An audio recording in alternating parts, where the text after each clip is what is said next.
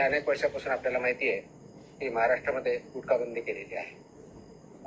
आपल्या FSSAI ॲक्टच्या section 30 अंतर्गत प्रतिबंधित जे फूड आयटम्स आहेत त्याच्यामध्ये गुटखा आणि तत्सम आयटम जे आपले आहेत त्याच्यावरती गुटखाबंदी केलेली आहे. त्याच्यावरती आपण अनेक वेळा कारवाई करतो,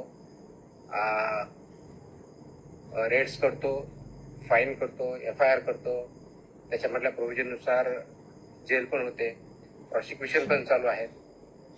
परंतु प्रोहिबिटेड आयटम असतानाही, फूड आयटम असतानाही महाराष्ट्रातल्या ऑलमोस्ट सगळ्या ठिकाणी हा गुटखा विकला जातो आणि कंझ्युम केला जातो, ही रियालिटी आपण बघतोय.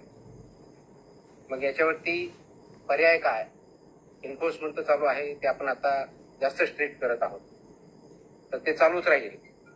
परंतु याच्यावरती काही डेटरन्स असा क्रिएट करता येईल का की ज्याच्या माध्यमातून कारण प्रोड्युसर तर इथं नाही आहेत प्रोहिबिटेड असल्यामुळे ते बाहेरून आपण जे याच्यामध्ये इन्व्हॉल्व असणारे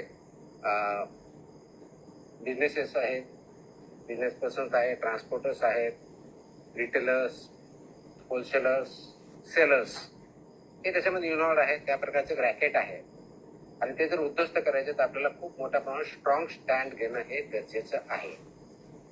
ह्या निष्कर्षापर्यंत शासन पोहोचलेलं आहे आणि म्हणून मध्ये बऱ्याच वेळेस याच्यावरती डिस्कशन पण झालं की काय केलं पाहिजे.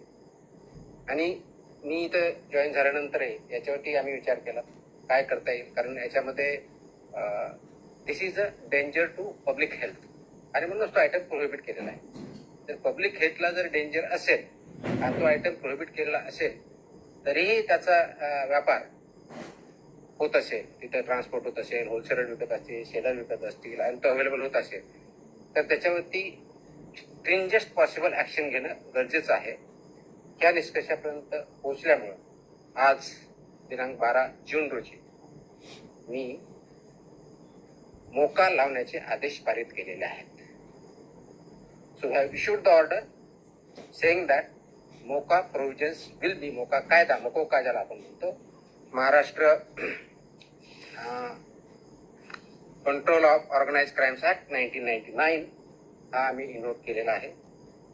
ही माझी तिची ऑर्डर आहे इश्यू केलेली आणि ह्या ऑर्डरच्या अनुषंगाने हा फक्त फूड सेफ्टी ऍक्ट 2006 चे कलम 3, 26, 27, 30, 38, 41, 42, 59, 63, 64 आणि 89 बरोबरच Maharashtra control of organise crimes act 99 चा sections 21D, 21E, 21F, 3, 4, 18, 21 and 23 read with code of criminal procedure 1973 किंवा भारतीय नागरिक सुरक्षा संहिता 2023 याच्या अनुषंगाने ही ऑर्डर मी आज पास केलेली आहे. Press the bell icon on the YouTube and never miss another update.